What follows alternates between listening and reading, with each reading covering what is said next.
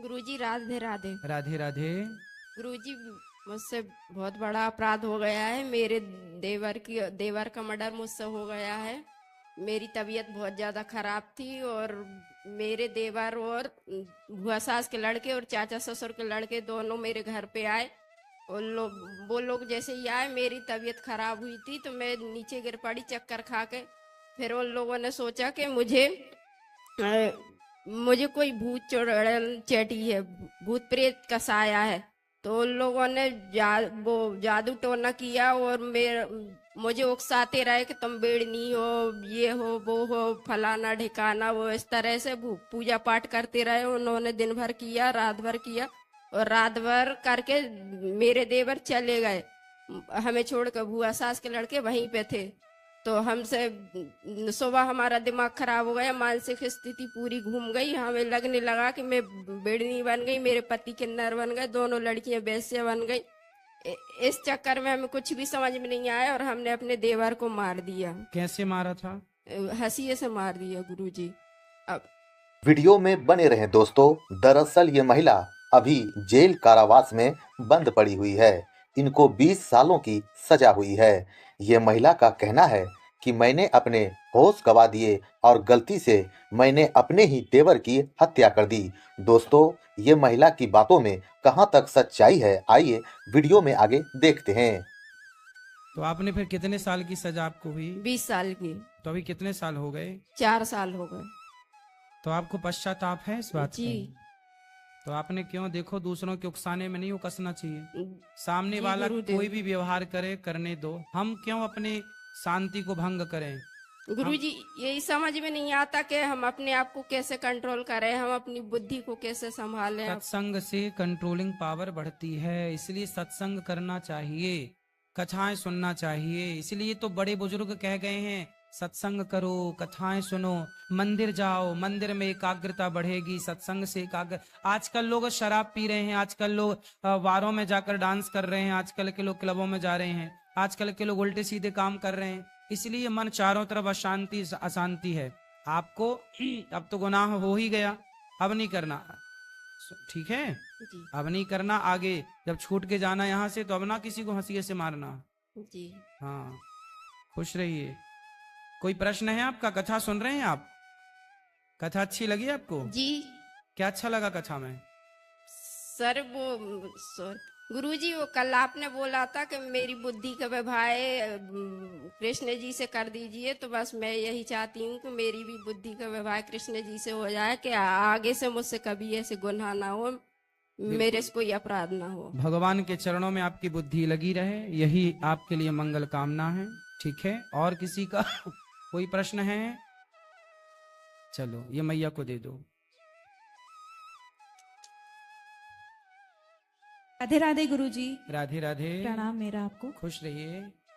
गुरुजी मेरे 2 सवाल हैं। हम्म। पहला सवाल ये है कि क्या कृष्ण की पूर्ण भक्ति से इस जन्म में हमें जन्म मरण से मुक्ति मिल जाएगी? हाँ, पहले पुनरपि जननम पुनरपि मरणम पुनरपि जननी जठरे शयनम भज गोविंदम भज गोविंदम गोविंदम भज मूढ़मते। जो भगवान की शरण में चला गया, जो भगवान का आश्रय ले लेता है, वो भगवान जन्म मृत्यु से मुक्त कर देते हैं उसे। थैंक यू गुरुजी। मतलब आप बोलते हैं कण कण में भगवान है, हर इंसान के अंदर भगवान है। जी। तो जब हमारी किसी इंसान से अनबन होती है तो हमें क्या सोचना चाहिए कि हम उस टाइम शांत हो जाएं? क्योंकि वो ख्याल नहीं आता कि इसके अंदर ईश्वर है, तो हम ईश्वर से क्यों अनबन कर रहे हैं? इसलिए सत्संग करके ये ज्ञान अर्जित करना चाहिए कि सब में ईश्वर है। हम ना काहू से दोस्ती ना काहू से बैर, कबीरा खड़ा बाजार में सबकी चाहे खैर। ना दोस्ती भली जगत की, ना दुश्मनी भली जगत की, प्रेम भगवान से कर लो, संसार जीवन है गुजार लो भगवान का चिंतन करते। लड़ाई झगड़ा करके भी क्या मिलना है? यदि आप हमें गाली दे रहे हैं, कोई आपको बुरा कह रहा है, आप चुप रहिए। देखिए, कुत्ता आपको काटता है या कुत्ता आपको देखकर भौंकता है, तो क्या आप भी कुत्ते को देख के भौंकने लग जाते हैं? कुत्ते का स्वभाव ही है भौंकना, कुत्ते का स्वभाव ही है काटना। तो क्या हम भी कुत्ते की तरह हो जाएं? सामने वाला दुष्ट है, तो उसका स्वभाव वैसा है, क्या हम भी उसकी तरह हो जाएं? इसलिए सामने वाला कैसा है वो रहा आए। दुष्ट अपनी दुष्टता नहीं छोड़ता, तो सज्जन को भी अपनी सज्जनता नहीं छोड़नी चाहिए। गुरुजी, वो जब परिवार के लिए जब बोलते हैं ना गलत शब्द, तब हाँ। जाके हम उस क्रोध में आते हैं, तो वो क्रोध को कंट्रोल नहीं कर सकते। क्रोध को कंट्रोल विवेक के द्वारा होगा, सत्संग करेंगे। देखो, क्रोध के कारण ही तो आज ये स्थिति आई। आप क्यों आए जेल के अंदर? मैं हस्बैंड के मर्डर केस में हूँ। तो आपने पति को मार दिया, नहीं, फिर? वो प्रॉपर्टी के वजह से मेरे इन लॉस ने मेरा इन्वॉल्वमेंट बता के मुझे यहाँ पे भेजा है। तो पति की मृत्यु कैसे हुई? किसी ने की है मृत्यु। किसी ने की, मारा किसी ने? जी तो जिसने मारा वो जेल आया कि नहीं? हाँ जी, अभी वो मतलब बाहर हैं जिन्होंने मारा तो था। फिर आप कैसे अंदर हो गए? मेरी भी बेल होने वाली है। नहीं तो आप जेल कितने दिन रहे जेल के अंदर? मुझे यहाँ पे लगभग 9 साल हो गए। तो 9 साल आपने जेल की सजा पाई, तो आखिर आपने गुनाह किया होगा तब ना पाई। नहीं सर, मैं झूठ नहीं बोलूंगी क्योंकि सत्य बोलना मुझे भी पसंद है। तो मैंने मर्डर नहीं किया है, ना ही मेरा इन्वॉल्वमेंट है। आपने जैसे बताया ना कि पिछले बता जन्म दिया का। किसी ने आपको? जी, चलिए, तो व्यर्थ में ही आप निर्दोष हैं और आपको सजा मैं ये समझ चुकी हूँ कि पिछला कुछ रहा हुआ है जो मुझे काटना है, जी। तो मैं खुशी खुशी भी काट रही हूँ। तो आप अब यहाँ से जाने के बाद खुशमय जीवन बिताइएगा, बिल्कुल। भगवान का चिंतन कीजिएगा। परि बच्चे हैं आपके? हाँ जी, गुड़िया है तो बेटी आप वहीं घर में हैं? ससुराल वालों के पास। अच्छा, चलिए, अब यहाँ से जाने के बाद आप कहाँ से स्टार्ट करेंगे अपनी जिंदगी? फिलहाल तो मैं अपने मायके में ही हूँ। उसके बाद तो सोचा हुआ है प्रोफेशन जो भी मैंने सर मैं उसी में आगे बढ़ूंगी। चलिए, भगवान आपको सुखी रखें। राधे राधे। गुरुजी, हम गुरु दीक्षा लेना चाहते हैं, कई महिलाएं हैं।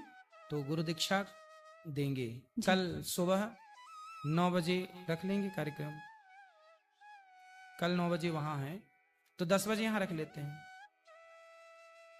कल 9 बजे पहले यहाँ कर लेते हैं, फिर वहां कर लेंगे।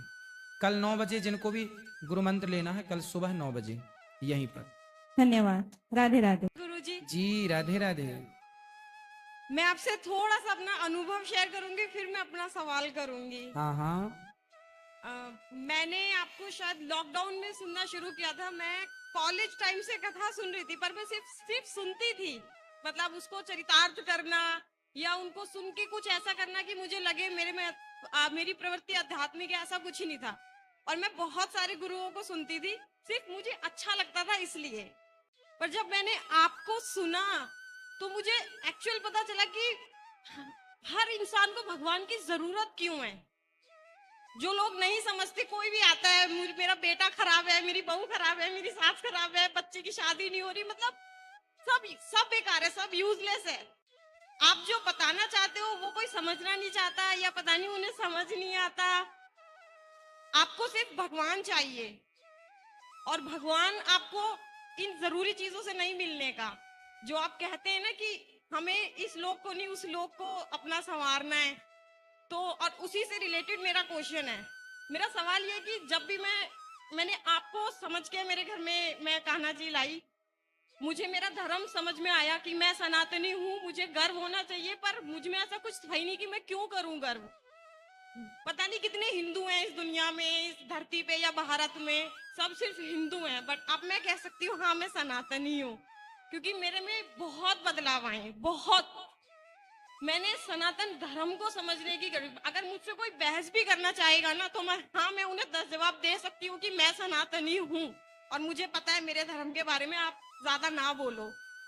और ये सब मैंने आप ही से सीखा। तो मैंने उस भगवान को समझने का प्रयास सिर्फ आपको देखकर, आपको सुनकर किया। आज मेरी शादी की सालगिरह है, हमारे 9 साल हो गए। मेरे पति मुझे सिर्फ इसलिए यहाँ लाए क्योंकि मैं यहाँ आना चाहती थी, और हम मतलब ना कोई प्लान कुछ नहीं, रात में थे बस कि कोई नहीं, हम कभी इतनी दूर गए भी नहीं। आज पहली बार हम खुद ड्राइव करके ये लेकर आए कि नहीं हम वहीं जाएंगे।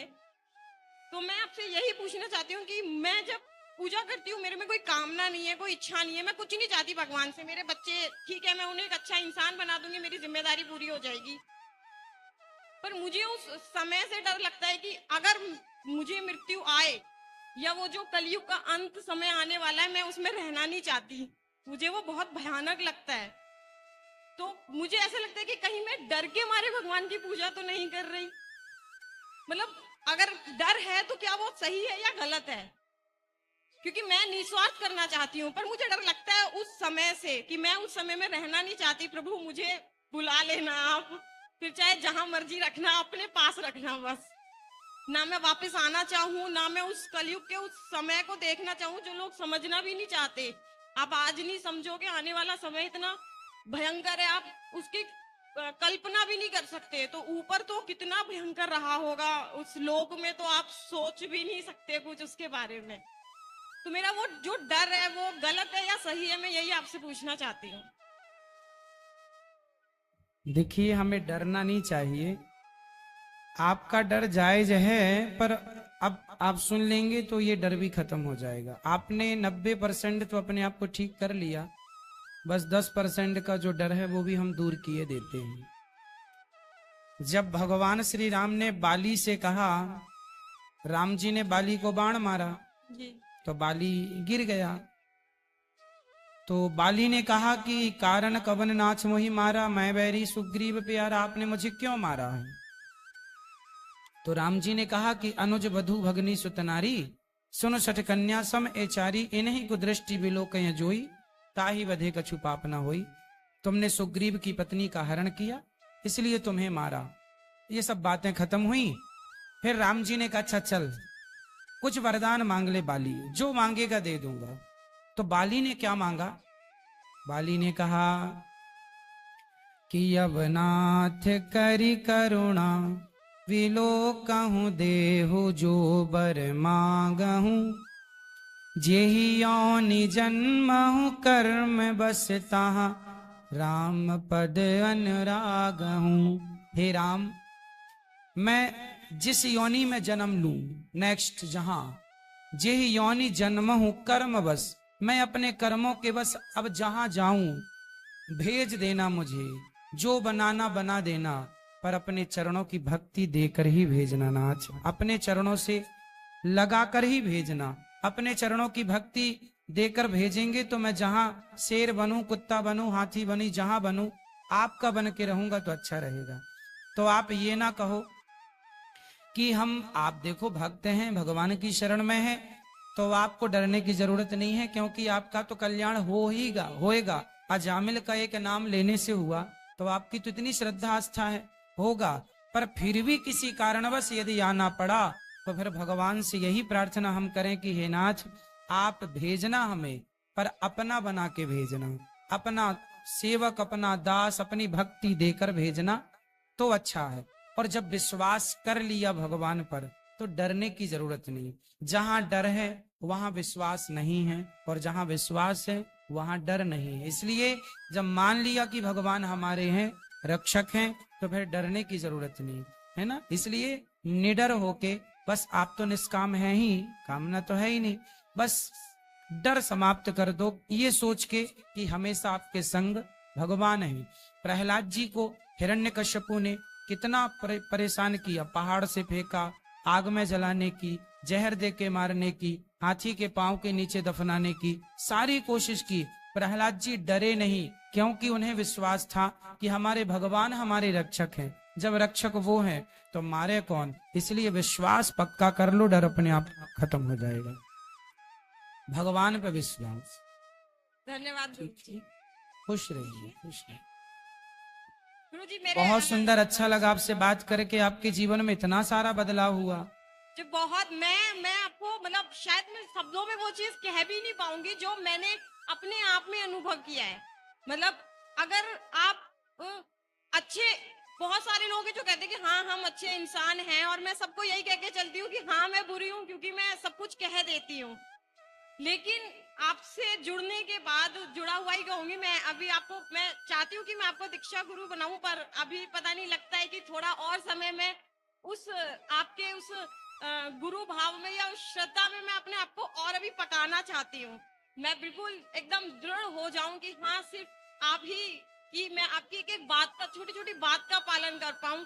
कब मैं उस अपने आप को उस मुकाम तक ले जाऊं, बस मैं उस वक्त का इंतजार करना चाहती हूँ। मुझे पूरा विश्वास है बिहारी जी जरूर लाएंगे, क्योंकि वो मुझे यहाँ तक ले आए जिनकी मैंने कभी कल्पना भी नहीं की थी।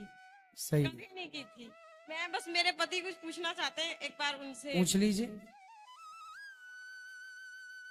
एक बहुत कॉमन सा क्वेश्चन है, शायद सबने पहले किया हो। क्या घर में किसी की डेथ हो जाती है तो उनके कपड़े वो हटा देते हैं, ठीक है, क्या ये हटाना चाहिए या नहीं? क्योंकि मुझे ऐसा लगता है कि उनकी याद है जो हमारे पास है, हम उनको पहन सकते हैं। कई चीजें उन्होंने रखा हुआ पेन, हम उसको रख सकते हैं। क्या हटाना सही था वो? ना ना, सारी चीजें नहीं हटाते। उस वक्त जो व्यक्ति कपड़े पहन के जाता है, पूरा हो गया तो वो कपड़े हटा दिए जाते। ओनली वो कपड़े जो पहन के व्यक्ति मरता है, क्योंकि अब आप जानती हैं आज के युग में, इस भाषा से समझो कि आज देखिए कोरोना वायरस है, जिसको आप छू लेंगे उससे भी डर रहता है कि कहीं इन्फेक्शन ना हो जाए। उसी प्रकार ये बॉडी, जब आदमी मरता है तो बहुत सारे बैक्टीरिया तुरंत उत्पन्न हो जाते हैं बॉडी में, तो कपड़े अशुद्ध हो जाते हैं बैक्टीरिया इत्यादि के कारण। इसलिए वो कपड़े तो नष्ट करना चाहिए जो पहना है।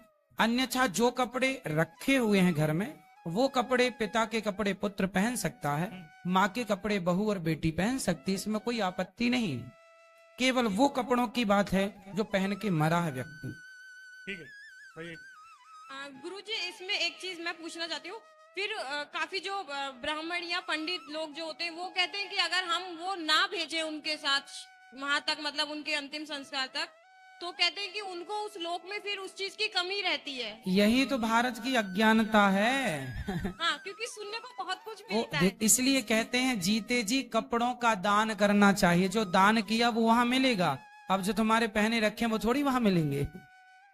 अज्ञान, भारत में अज्ञान बहुत पांव पसार चुका है, यही अज्ञान है। तो हमें आप आशीर्वाद दीजिए, शुभकामनाएं दीजिए कि मैं खुश रहिए, अपने भगवान साथ आपको भी सदा यही सुखी रखें। मनाऊं। खुश रहिए, धन्यवाद। भगवान आपको सदा सुखी रखें। आपने वृद्ध माओं का दर्शन किया? जी, बस अब यहाँ से फिर वहीं पे जाएंगे। हम जा रहे थे, तुरंत आपके दर्शन हुए तो फिर हम यहीं आ गए। वृद्ध माओं से मिलिएगा, नीचे प्रसाद पाइएगा गौरी जी, सर। गोपाल जी की रसोई का। जो YouTube पर जुड़ रहे हैं चैनल को सब्सक्राइब कर लें और शेयर जरूर कर लें, ताकि सब लोगों को प्रश्नोत्तरी का लाभ प्राप्त हो।